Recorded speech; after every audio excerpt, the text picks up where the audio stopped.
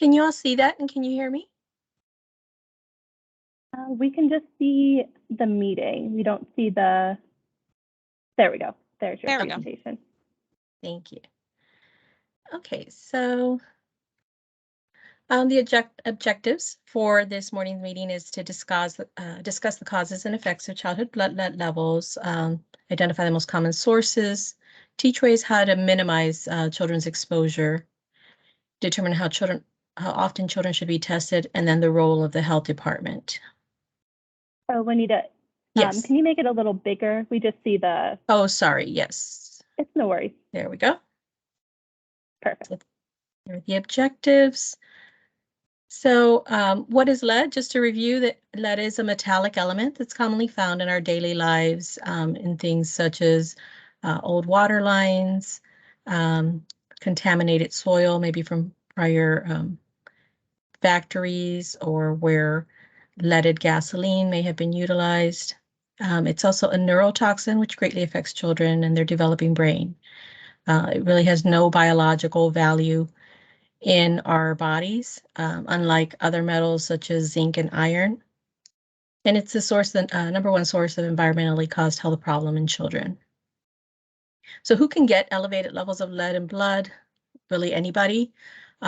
Both children and adults have been found to have elevated levels of lead in their blood. However, children are at much higher risk. Part of the reason is that their bodies, especially the GI or gastrointestinal tract, absorbs lead more efficiently. It's about 40% absorption rate for children versus 5 to 15% in adults. Also, children, especially under the age of 6, it's a period of time where their body and nervous system are developing the quickest. So with lead being a neurotoxin, it can interrupt some of that development. And the body can believe that lead is a vital nutrient, especially if it's deficient in another nutrient, such as iron. So sometimes we'll see that anemia and elevated blood lead levels go hand in hand, but it's not really certain, which comes first. If it's because a child develops high lead level, that then their iron can go down, or because their iron is down. And if they're ingesting a lot of lead, the body is trying to kind of hold on to that, thinking it can use it as a nutrient and therefore increase the lead levels. And then children under the age of 6 usually have significant hand-to-mouth activity, especially infants and toddlers that are mouthing everything, or oral habits like thumb sucking, nail biting, and then improper hand washing. So one of the things I tell parents is that unfortunately, there's not really any obvious signs and symptoms of lead poisoning in children, especially at the lower elevated levels. The only way we often know is through the blood test. And even at higher levels of 40 and above, the symptoms can be really vague.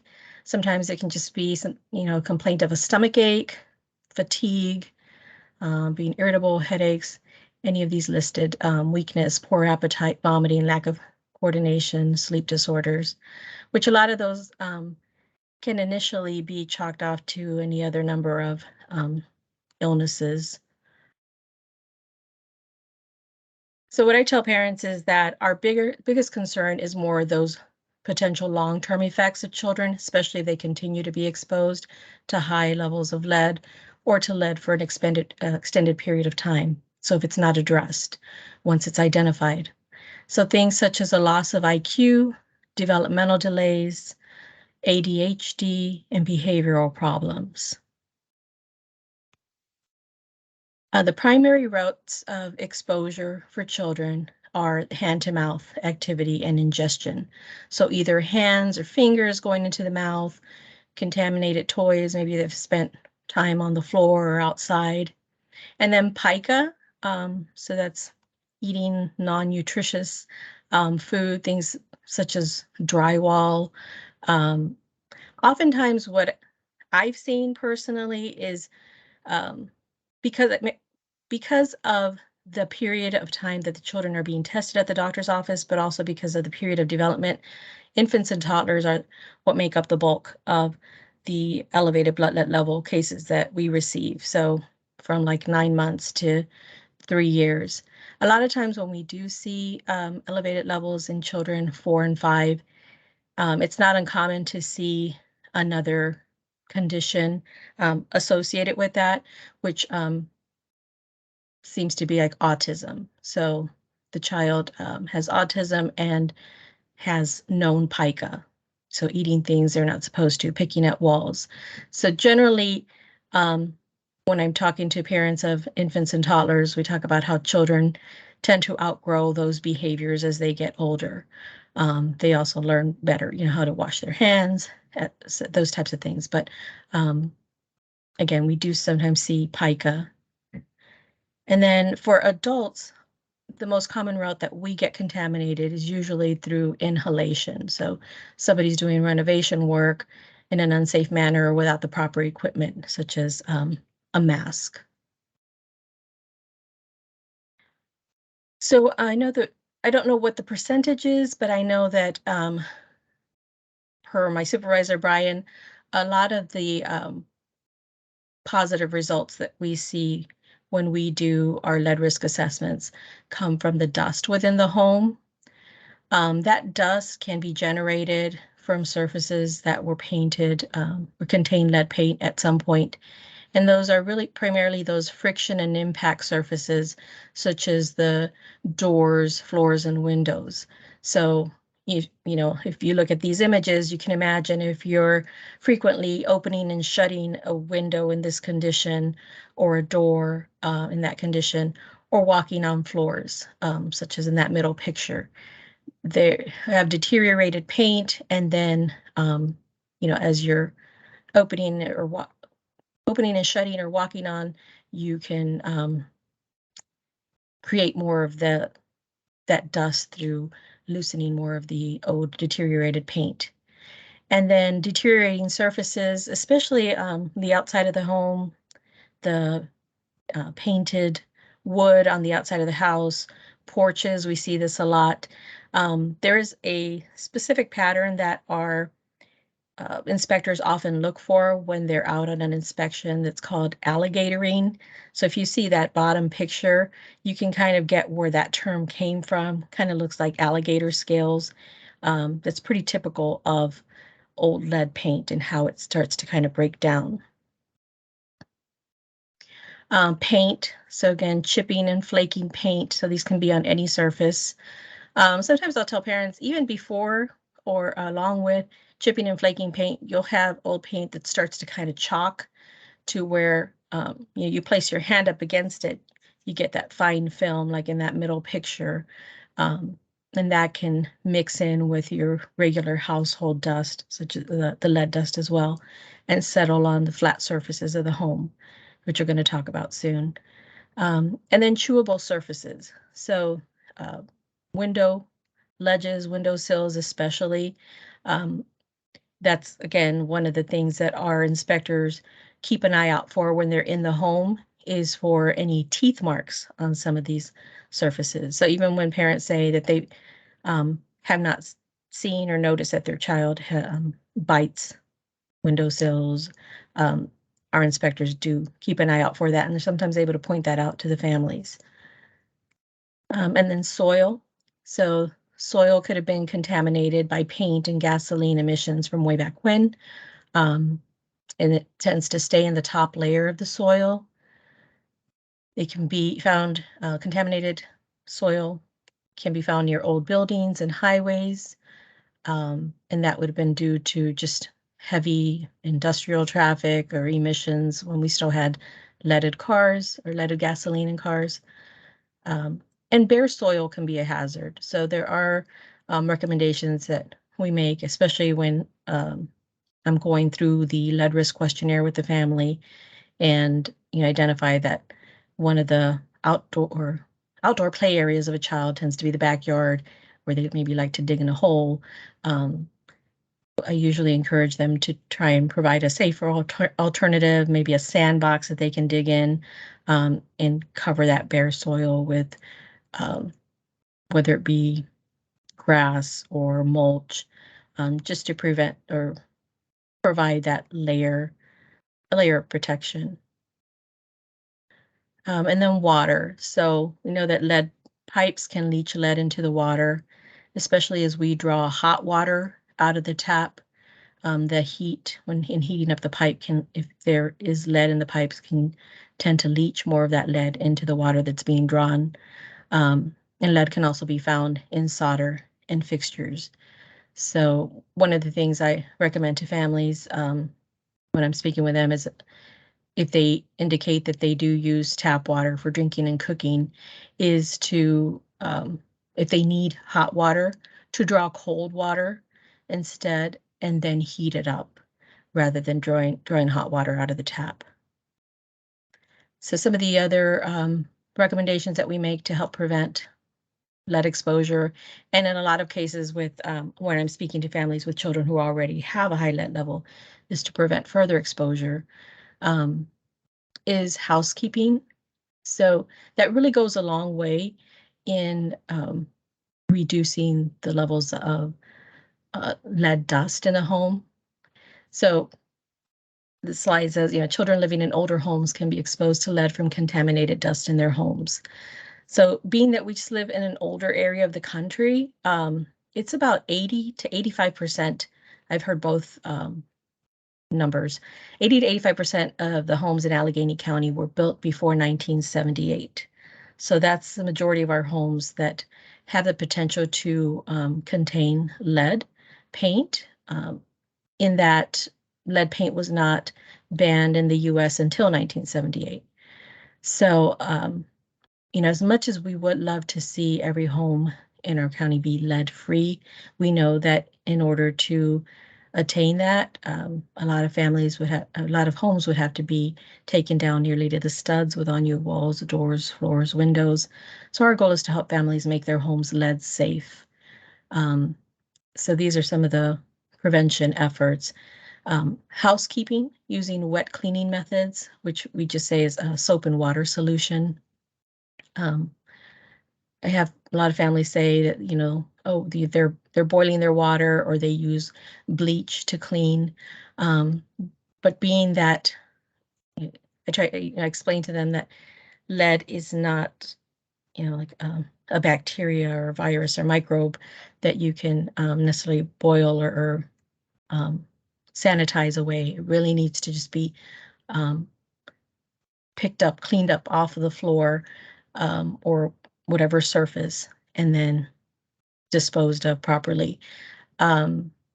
Unfortunately, just dry dusting or dry sweeping doesn't do a good job of cleaning up that lead dust, because it does tend to be a little stickier and heavier than regular household dust. So it really needs to be a damp or wet method to lift it up. Otherwise, you're pretty much just kind of spreading it around. So I just say, like, warm soapy water works well. For vacuuming, HEPA filters can work. They're not 100%, but they can work better than just regular vacuums without a HEPA filter, just because HEPA filters are often made for picking up finer particles such as pet dander and other allergens. Because of where dust tends to settle, again, those hard horizontal surfaces like floors, baseboards, and windowsills are what we encourage families to make sure that they're cleaning off at least once a week to try and control and maintain that, control that dust. And then if they do tend to use a traditional mop and bucket for mopping, we encourage them to dispose of that wash water down the toilet as opposed to down the sink, tub, or even outside. And explain that that's in an effort to avoid contaminating the child's bath water, their food, or future play areas. So even if at 9 and 12-month-olds that may not currently be playing outside, you don't want to contaminate those future play areas. So really, the best way to dispose of it is down the toilet. Another way, because of that hand-to-mouth activity, to reduce the exposure is through hand washing, again, with soap and water. I stress that especially anytime before the child is going to be eating, since they'll often use their hands. anytime they come in from playing outdoors, after playing with pets, if they're found playing in contaminated areas or with cigarette ashes. And sometimes even before bedtime, especially if they've identified that the child has like a thumb-sucking habit. To minimize that risk from lead in water, we recommend using a filter that's approved by NSF or National Sanitation Foundation for removing lead. So there are a lot of filters out there which are intended for different purposes. Sometimes it is for removing bacteria or viruses. Sometimes it's due to chlorine tastes. But this for lead, it really needs to specify that it removes lead. And for those families that we do provide lead risk assessments to, we do provide them with a filter and usually a couple of filter replacements as well. And that's, sometimes that is just for the interim. We let them know that we encourage them to use that if until we get the results of their water sample back. Or if we have a lot of families that, regardless of they may have been told that their water is safe from lead, but maybe they don't like the taste and they rely on bottled water a lot. Sometimes that can just ease the burden a bit from them having to buy so much bottled water if we can provide that water pitcher and filters to them. Getting your water tested. So there's a good number of water companies in the county who provide test sampling kits to their customers. I'd say who all does, though. I didn't realize I started doing this job that I believe we have about 40 different water municipalities in our county alone. I do know that PWSA has a goal of replacing all of their lead water lines by 2026. And I believe they're pretty good about sending out testing kits to their customers upon request. But I can't say that, I can't speak for all of the other water providers, but usually that can be found on their websites. Flushing the line after the water has sat for several hours. So that's a process that's thought to be able to reduce some of the levels of lead that's in the water, especially as water has been sitting unused for like 6 hours or more. So I usually say like overnight, as the water's been sitting up against the pipes, that they would turn on whichever faucet they might use first thing in the morning, whether it's the bathroom or kitchen sink, and let the water run for a full 2 to 3 minutes just to kind of flush out that stale water that's been sitting in the pipes and draw fresh water. So does that, completely reduce it or eliminate it? Not necessarily, but it can definitely reduce some of the levels, especially if they're also drawing cold water versus hot water. And then using bottled water, which it seems like the bulk of the families that I speak to tend to use anyway, but I know it can be a financial burden for some families. So ideally, we want to make sure that their water is safe. I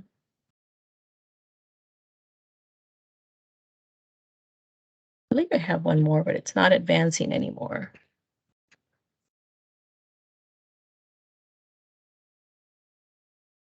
There we go. As far as diagnosis and screening goes, since 2018, the county went to this universal blood testing. Prior to that, testing was generally done, I believe, based on a child's risk, maybe the zip code they lived in or health insurance that they had. But since 2018, all children in the county must be tested between approximately their 9 and 12-month visit and again at 24 months or 2-year checkup. And that's a prime age when children are starting to get around, crawling, pulling to stand, walking, and mouthing everything. So the idea is to try and catch or identify lead exposure early so that action can be taken to prevent prolonged exposure or the risk of long-term effects. Children designated high risk by their doctor should receive additional blood lead level tests as deemed appropriate. So Often the children will be screened at the doctor's office through a capillary test. So that might be a finger stick or a heel stick. If that comes back elevated, we're not necessarily notified of those.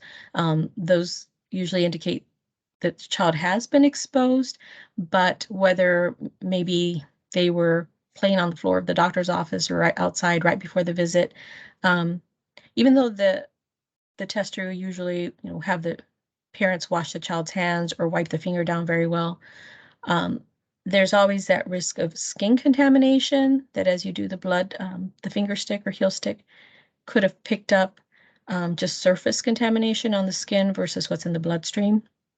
So that's why that's used. The capillary test is used as a screening tool, but it always needs to be confirmed with the venous test. So either in the doctor's office or sometimes they're sent to Children's Hospital to have blood drawn from the vein, from the arm. Now, if that comes back elevated, which currently,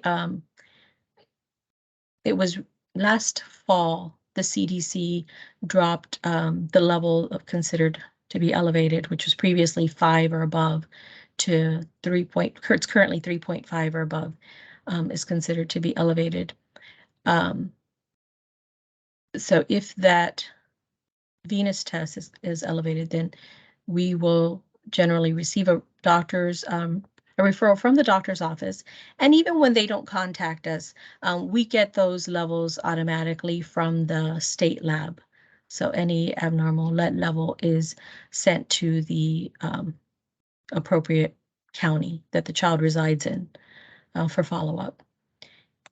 And if a child has not had their blood tested between 9 and 12 months or at 2 years, then they should be tested as soon as possible after 24 months, but before 6 years or 72 months of age or entry into kindergarten, whichever is sooner.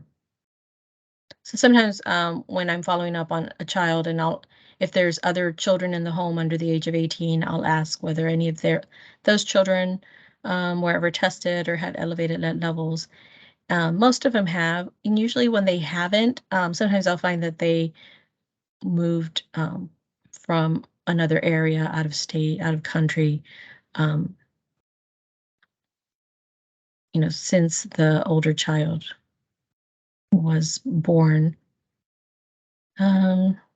So then our role at the health department, I mentioned, so we'll get those results of elevated lead levels, venous lead levels, which we'll then follow up on.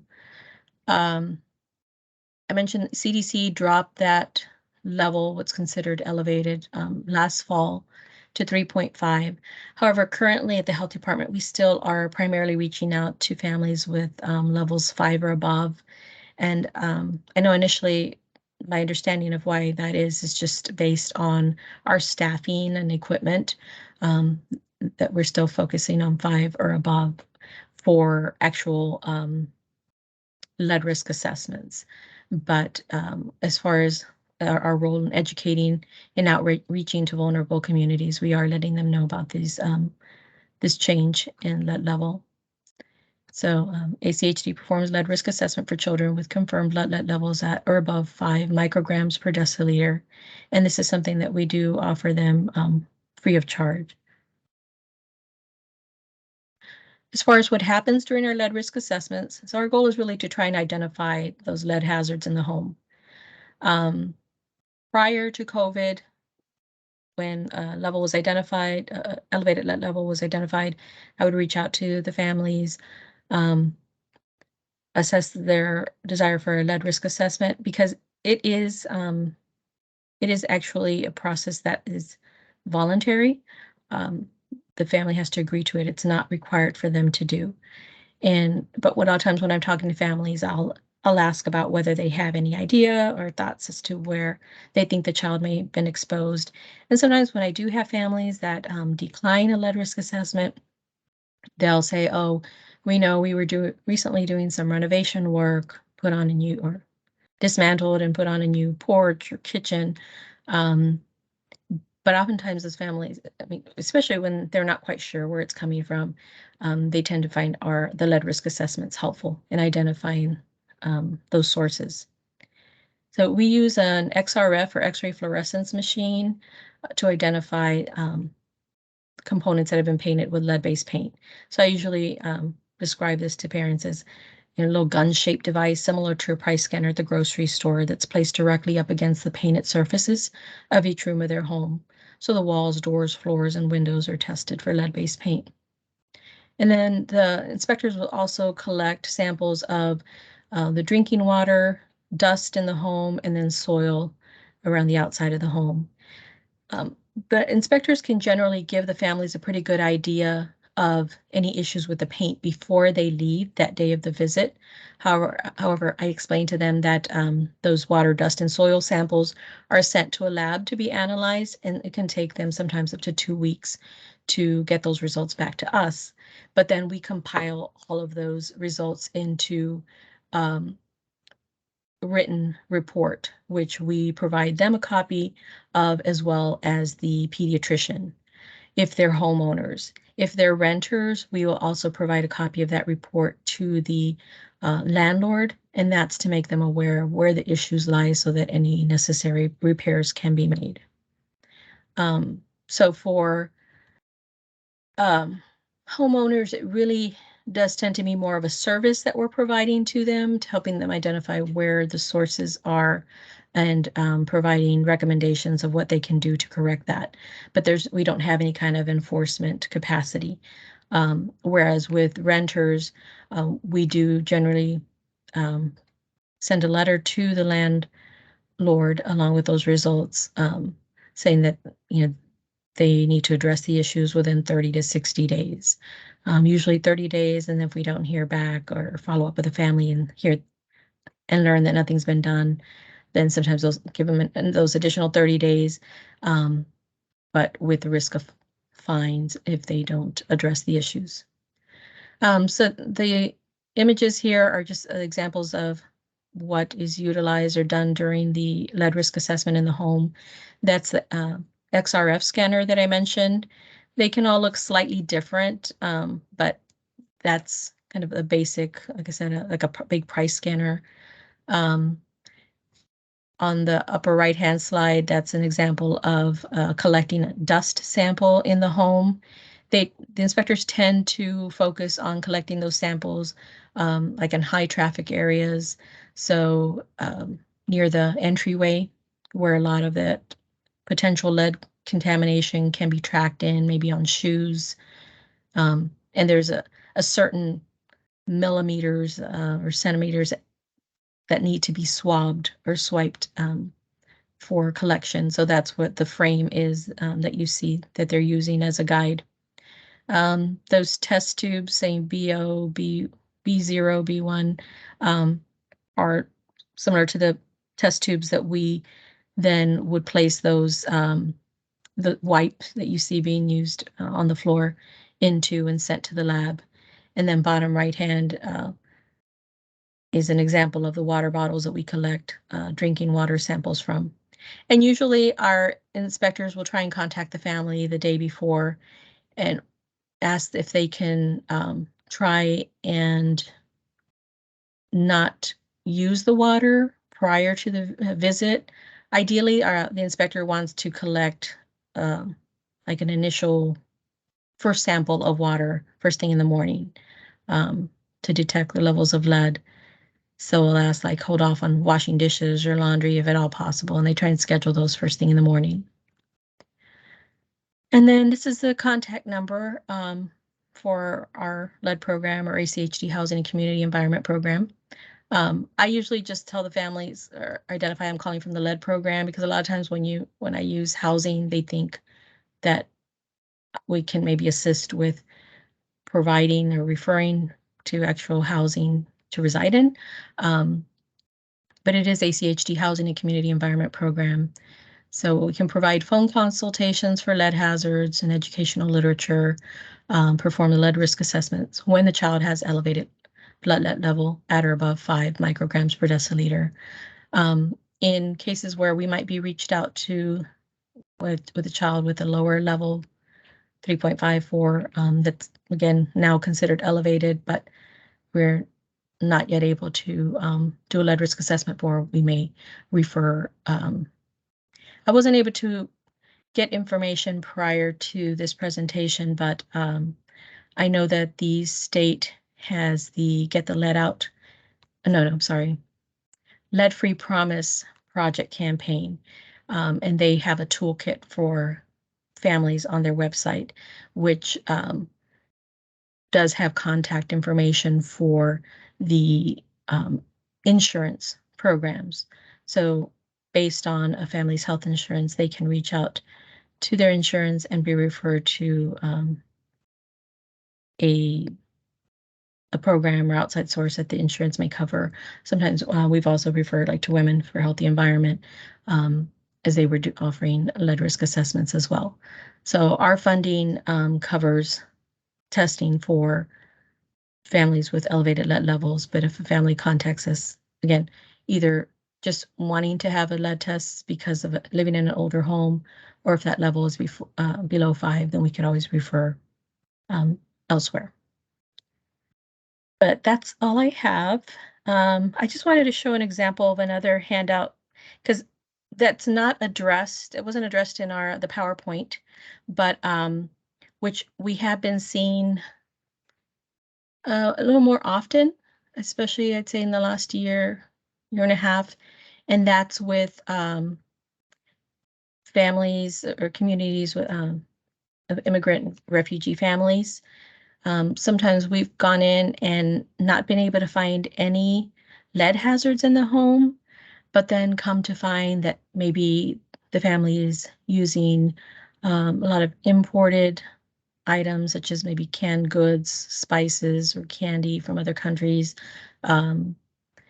With recent Afghani refugee families, we've seen the use of surma, which is a black kind of like cosmetic used primarily on the eyes. So we have been trying to find different sources to address some of those other hazards that were not presented in the presentation, that we sometimes will see again in immigrant or refugee families. So this is just a list of some of the spices that could potentially contain lead due to the ground that they're being grown in, herbal teas and remedies, these ceremonial powders, and cosmetics. This is just one handout that I've been using for a while, but there's actually been more that have been put out over the past year. I'm trying to think of some of the government agencies. So depending on who I'm talking to or what I've identified in speaking with the family, I will try and obtain appropriate information on those items for them. So any questions at this time?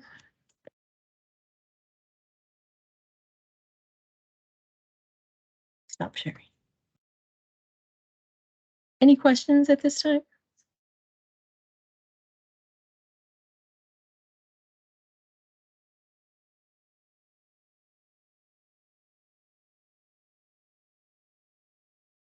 I don't think there's any questions. Oh, looks like we have maybe one in the chat. So let's see.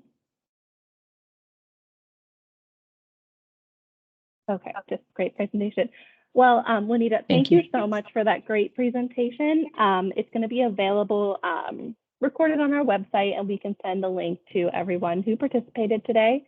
I'm going to stop recording now.